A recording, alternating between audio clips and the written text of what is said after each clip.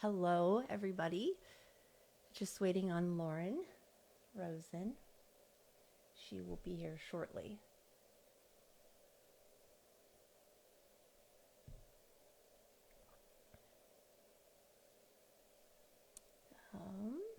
Let's see.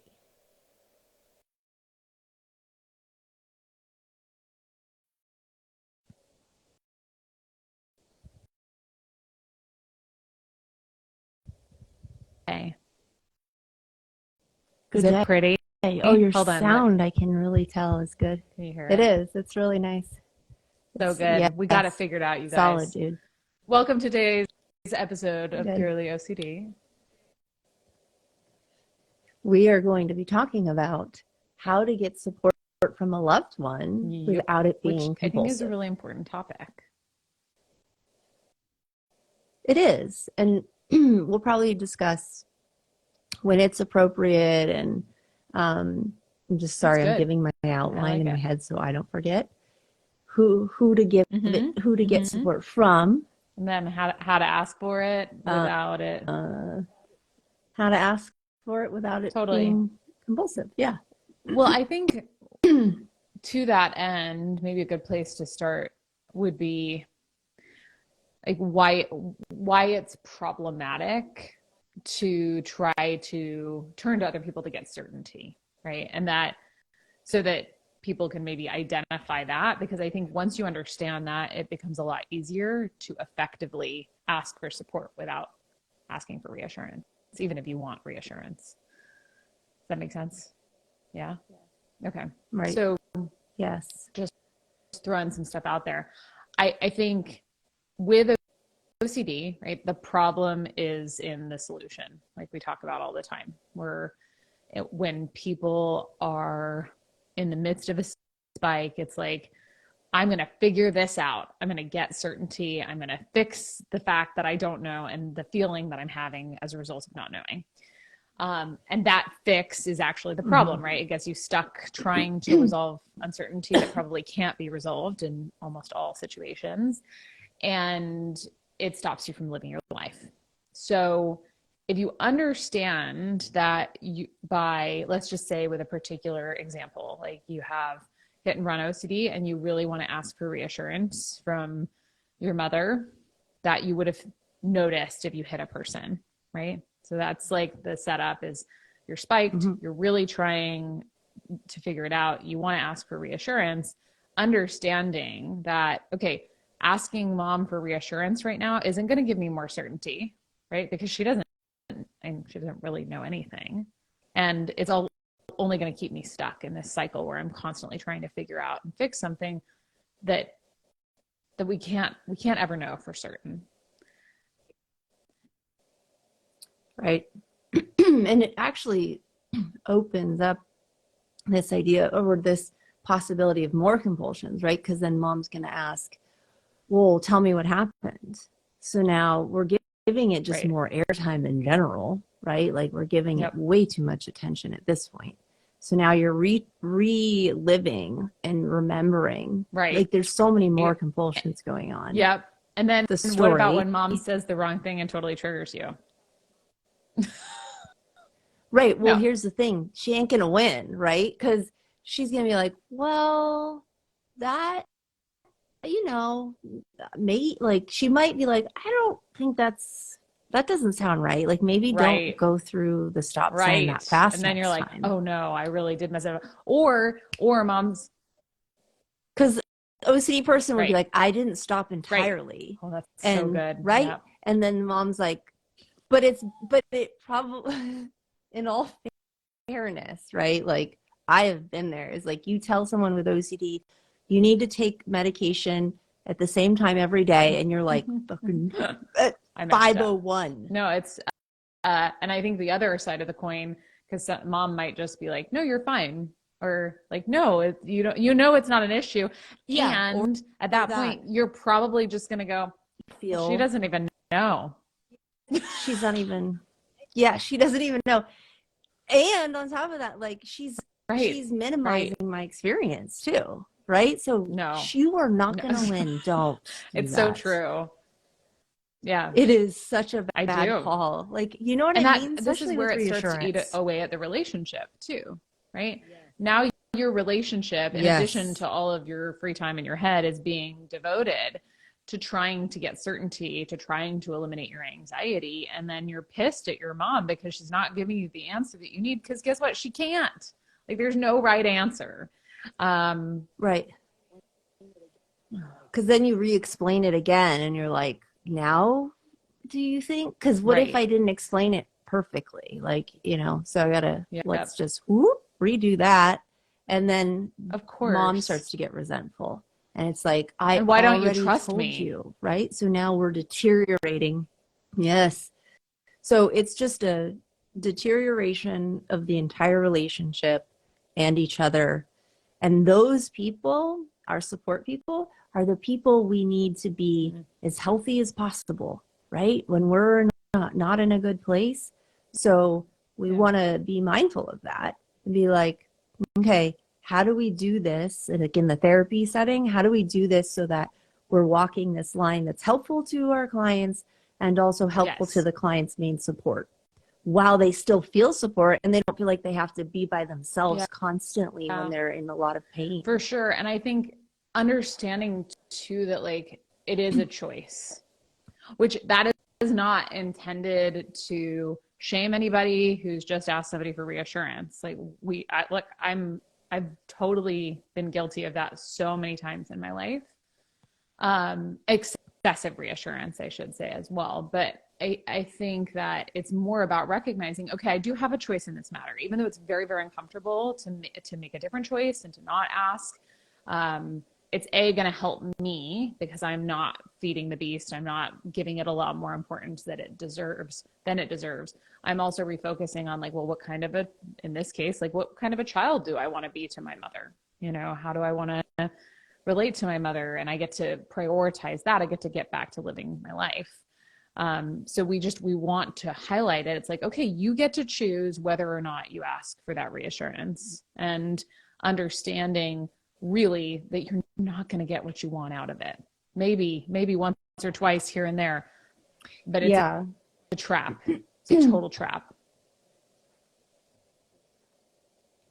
I'm glad you brought that up because that's kind of the overarching bigger view of this is values driving it, is like what type of child do you want to be to your parent.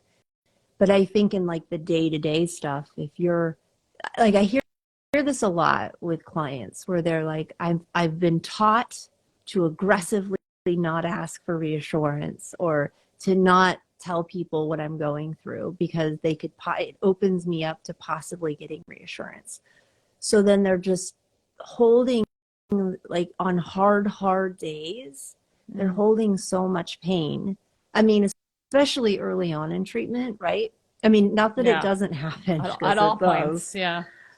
later on at all points, right? But it's so much different when you approach it of like, I'm really having a hard day. And what I need is I need us to just go on a walk. We don't need to talk about it.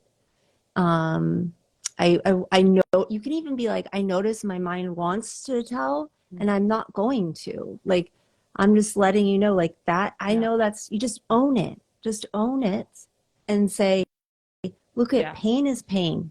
The end, right? Pain is pain. We don't need to know all the content. We all know what pain feels like. And the chances are is that this support person already knows what the content is likely. So what are things that help support your recovery in a way that also is like makes you feel cared for and supported through this process? Yeah.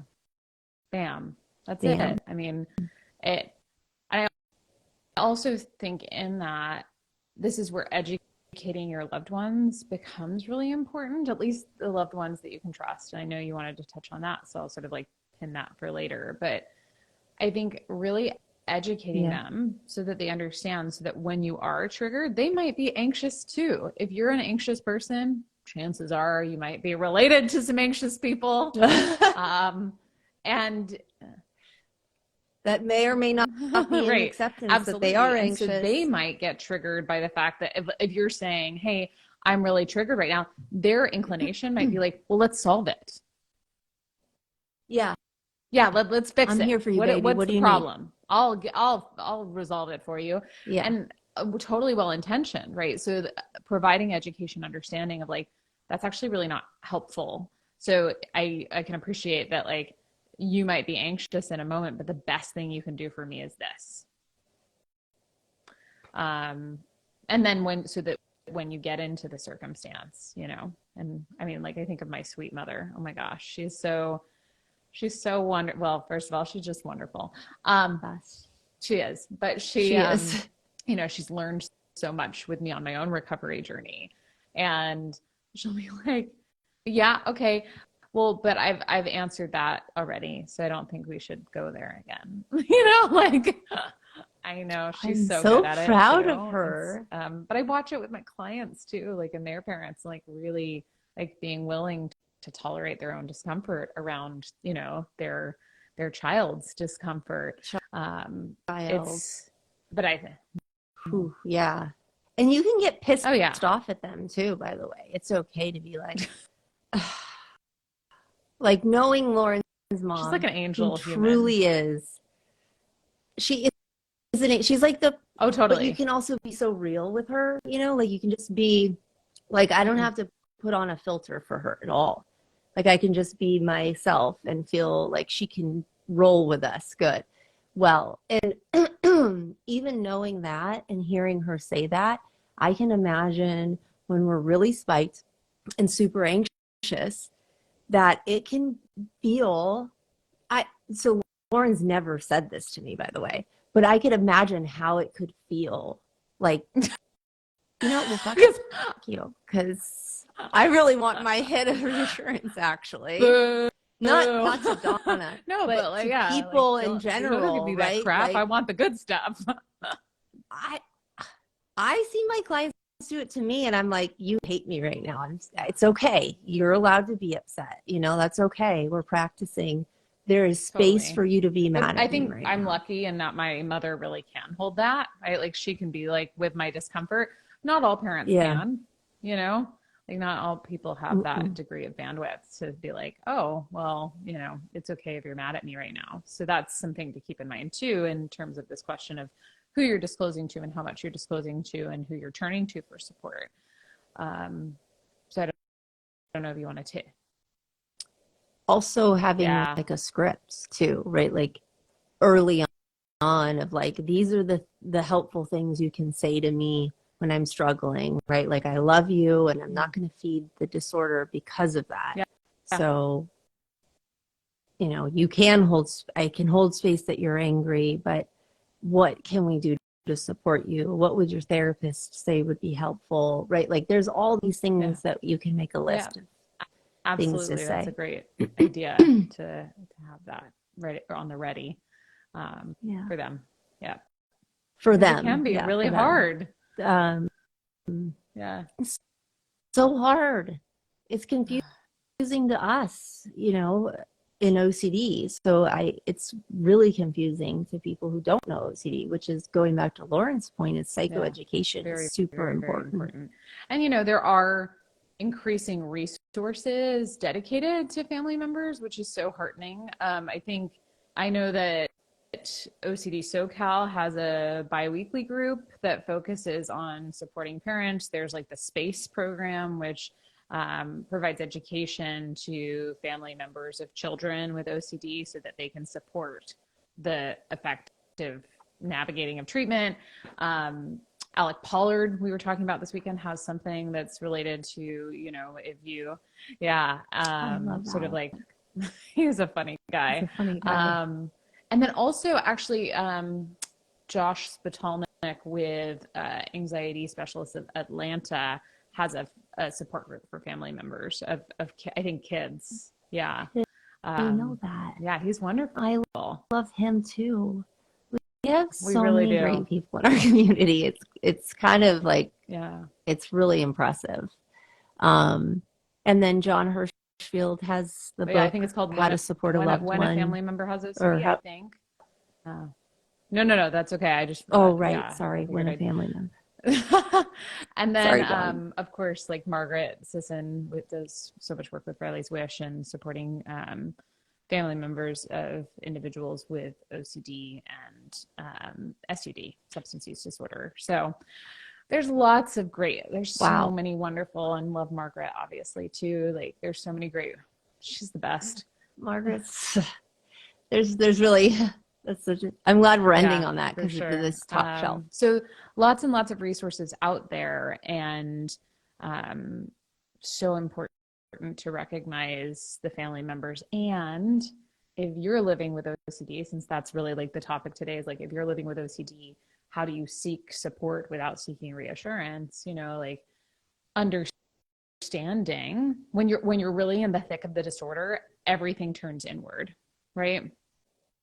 And then if you're like, if you recognize Yeah. that you're turned inward, oftentimes you'll then start beating up on yourself. Like, oh, I suck so much because I'm not thinking about the people in my life. Again, that's not what we're after here, as I mentioned earlier. But I think having, taking a moment, in that beat where you're like, am I going to ask for reassurance right now? Or am I going to ask for support?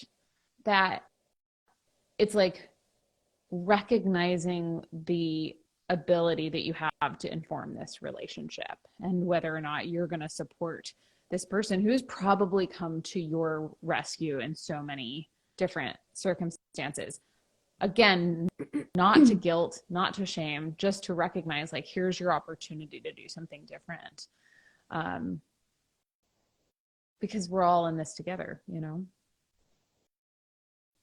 Yeah. And to kind of piggyback off that is that not everybody has Yep. safe people in their life. And like Lauren, you said over the weekend, as Yes. vulnerability is earned, you know, Yeah. and I think that's really important. No, that's Or you I think that's said the something phrase that I like that, used. right? Yeah. Like No. you don't just hand it out. Like you don't just be vulnerable with someone who historically has not been the most supportive person. Yeah. I also know like culturally, that can play a part in understanding and being accepting of mental illness. That's oftentimes a barrier. But I think going in with it, this idea of like, what am I trying to get out of this, right? Like, and realistically, what is this person really capable of providing for me, and that may support-wise? involve a fair amount of grief, because some people that should Yes, be able to do ding, that ding, may ding. not be in a position where the reality is that they can offer that because of their own limitations. So, you know, building, like we talked about community a So couple episodes true. ago, and I think that's where turning to building community and support with individuals who do understand what you're going through becomes so important. Because yeah, not everybody that you happen to be biologically related to, or that with like raised you or whatever, is going to understand this or is going to have the capacity to listen and learn, which is unfortunate. But yeah. Yeah, exactly. And you know what? There's also really safe people in my life that I don't talk to about the content or even about it.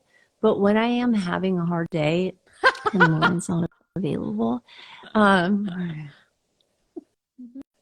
or some of my other really special resources, that I reach out to my stepsister, Renee, who's Aces. like just also just one of the best too, like Donna.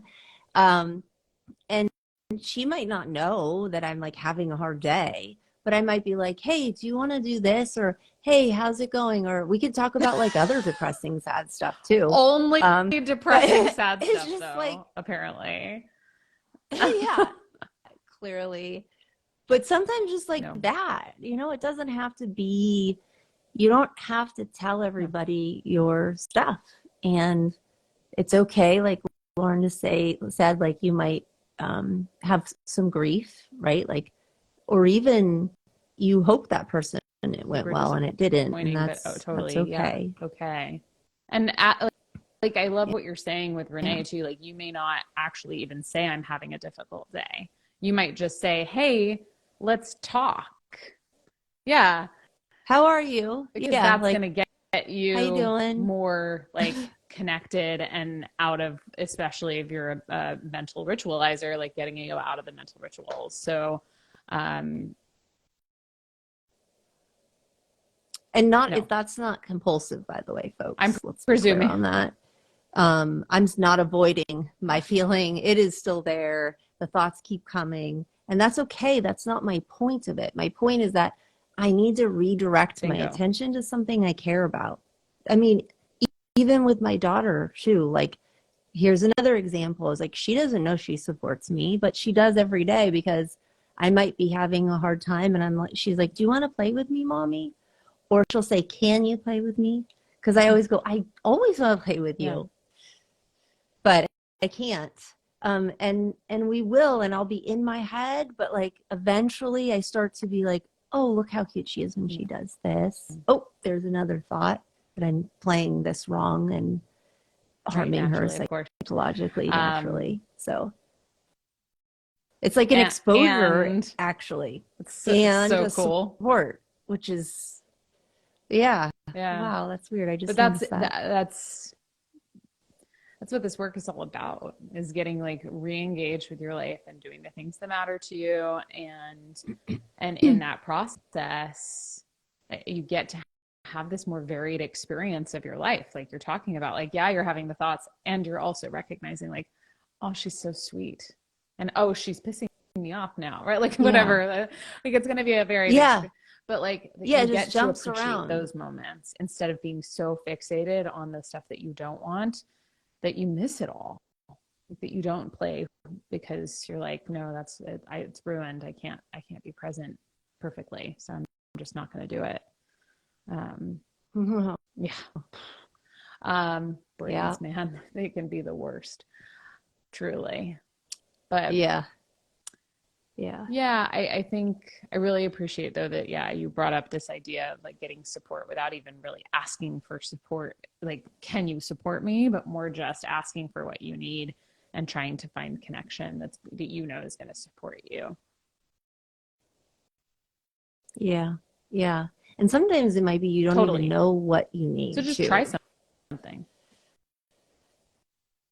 Yeah, Yeah. just let's go for a walk. Play Um, cards.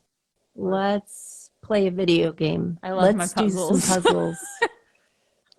I do too. I have like literally a closet full and we've Yeah. gone through them That's multiple good. times. I feel like we should start trading puzzles. Side note. Yes. We should start a puzzle We should. exchange. Okay, Yeah, let's do that. let's do But it. ultimately, bottom line is that finding the people in your life who you can turn to, but doing your best to turn to them in a way that's going to support you, them, and your relationship is what we're really after here. Yeah. So just Yeah. understanding and like Yep. learning, okay, well, Nailed this it. is what I'm doing. You know, this is what I'm doing that thing again. I really want to ask for reassurance. What choice do I want to make? And just one choice at a time, trying something different. Yeah.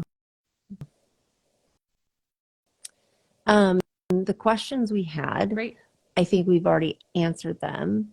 So, as a supporter, trying to reduce reassurance, how to communicate that, right? So, I think we discussed that of like some language to use. It's like, I really care about you.